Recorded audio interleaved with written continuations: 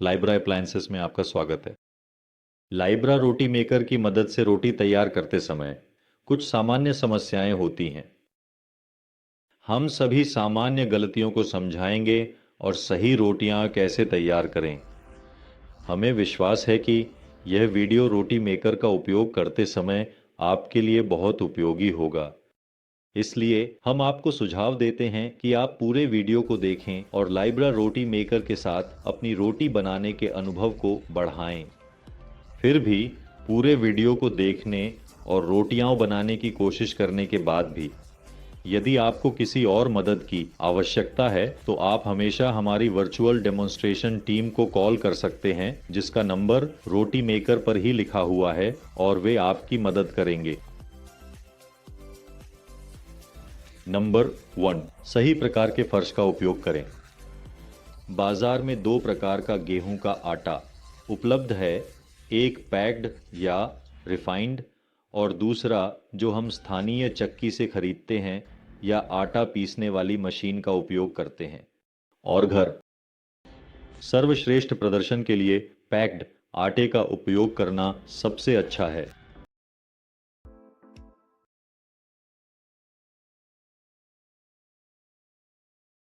यदि हम स्थानीय आटे का उपयोग बिना प्रोसेस किए सीधे करते हैं तो रोटी ठीक से नहीं पक पाएगी।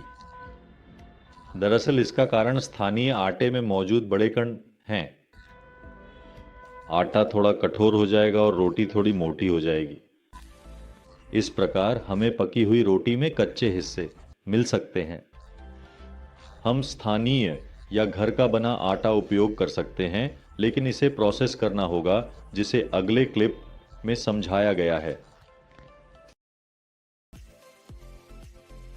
हमें स्थानीय या घर के बने आटे को उपयोग से पहले बारीक छलनी से छानना चाहिए और आटे से बड़े कणों को हटा देना चाहिए। कोई शायद कह सकता है कि हम बिना छाने रोटियां बनाने में सफल हैं। गैस बर्नर पर तैयार करते समय मैं कहूँगा हाँ, आप सही हैं। लेकिन रोटी मेकर के मामले में आटा तैयार करने से पहले छानना अनिवार्य है। यदि हम छने हुए आटे से आटा बनाते हैं और फिर रोटी बनाते हैं तो रोटी बिना किसी समस्या के सफलतापूर्वक बनती है। रोटी मेकर का उपयोग करते समय सबसे बड़ी गलतियों में से एक है आटे की तैयारी का तरीका। हमें आटा तैयार करने के लिए 2 कप आटे और 1 कप पानी का उपयोग करना चाहिए, या ज़्यादा पानी या कम पानी, इससे कोई मदद नहीं मिलेगी। यह या तो रोटी को बहुत मोटा बना देगा या आटे को उपयोग के लिए बहुत पतला कर देगा। इसके अलावा आटा तैयार करते समय पानी एक साथ नहीं डालना चाहिए। इसे धीरे धीरे भाग भाग करके डालना चाहिए और मिलाने की प्रक्रिया एक साथ होनी चाहिए। आटे को गेंद बनाने से पहले 30 मिनट के लिए अलग रख देना चाहिए और इसे ढका हुआ रखना चाहिए। आटे की गेंद का व्यास लगभग 1 इंच होना चाहिए और इसे ठीक से बेलना चाहिए ताकि आटे की गेंद की सतह पर कोई दरारें न आएं। आटे की गेंद को थोड़े सूखे आटे के साथ बेलें और फिर हीटिंग प्लेट पर रखने से पहले इसे थोड़ा दबाएं। आटे की गेंद को हीटिंग प्लेट के शीर्ष किनारे के पास केंद्र से थोड़ा हटकर रखना चाहिए, न कि प्लेट के बीच में।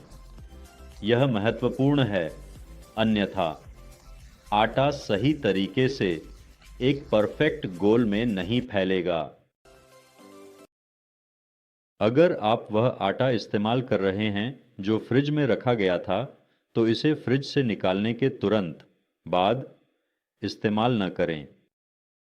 आपको डो को पर्याप्त समय के लिए छोड़ना चाहिए ताकि यह कमरे के तापमान पर पहुंच जाए। केवल जब तापमान सामान्य हो जाए, फिर आपको इसमें थोड़ा पानी डालना है, इसे मैश करना है और मिलाना है ताकि आटा थोड़ा नरम हो जाए। उपरोक्त प्रक्रिया करने के बाद ही इसका उपयोग करें नहीं तो आपकी रोटी सही से नहीं बनेगी।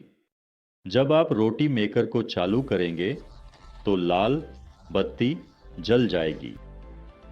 हीटिंग प्लेट के गर्म होने के लिए लगभग 5 से 7 मिनट तक इंतज़ार करने के बाद उस समय के बाद आप देखेंगे कि हरी संकेतक बत्ती जल उठेगी। आपको रोटी बनाना शुरू करना चाहिए। रोटी तभी तैयार करें जब हरी संकेतक एक बार जलने लगे। हरी संकेतक कभी-कभी जलती और बुझती रहेगी, जिसका मतलब है कि थर्मोस्टेट काम कर रहा है और यह आपको रोटियां बनाने से नहीं रोकना चाहिए। यह केवल ऑपरेशन के पहले समय के दौरान है। आटे की गेंद को हीट प्लेट पर रखने के तुरंत बाद दबाना चाहिए, इंतज़ार नहीं करना चाहिए। अगर हम बहुत देर तक इंतज़ार करते हैं आगे बढ़ते हुए, इस तरह आपका आटा सही तरीके से समतल नहीं होता। कृपया ध्यानपूर्वक हैंडल को कई बार न दबाएं। आटे को केवल एक बार दबाकर समतल किया जाना चाहिए और अगर आप कई बार दबाते हैं तो आटे की गेंद और नहीं समतल होगी और यह पहले बार में जो आकार लेती है उसी में सीमित रह जाएगी। आपको आटे की गेंद को समतल करने के लिए आवश्यक दबाव लगाना चाहिए। अगर आप बहुत जोर से दबाते हैं तो यह एक चीत्कार करने वाली आवाज करेगा, जिसका मतलब है कि दबाव अधिक है और यह रोटी को फाड़ सकता है। लेकिन अगर आप समय पर रुक जाते हैं तो यह रोटी को नहीं फाड़ेगा। और अगर आप बहुत हल्का दबाते हैं तो समतल करना सही व्यास में नहीं होगा और आपको एक छोटे व्यास की मोटी रोटी मिलेगी, रोटी जो खाने में आरामदायक नहीं होती। उचित दबाव के साथ दबाएं, जिसके लिए आपको 2 से 3 बार अभ्यास करने की आवश्यकता हो सकती है, लेकिन आप इसे कर लेंगे। लिब्रा मल्टीपर्पज रोटी मेकर में 2 हैंडल होते हैं, एक उठाने वाला हैंडल और 2 दबाव वाला हैंडल।